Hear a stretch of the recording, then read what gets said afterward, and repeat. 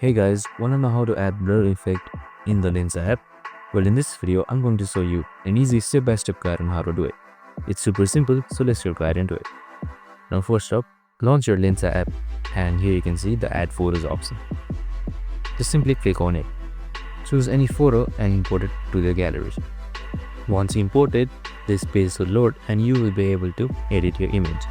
Now, on the bottom right here, you can see the blur option. So simply click on it. If you don't, make sure to scroll to the right side until you see one. And once you've clicked blur, you can adjust the intensity and focus size. Just drag the level to the right side for more intensity and to the right side for more focus or less focus. You can also see the change in the image. And that's it. That's how you easily blur your image. I hope this video helped. If it did, make sure to like, subscribe and tune in with us for more related videos. See you in the next one.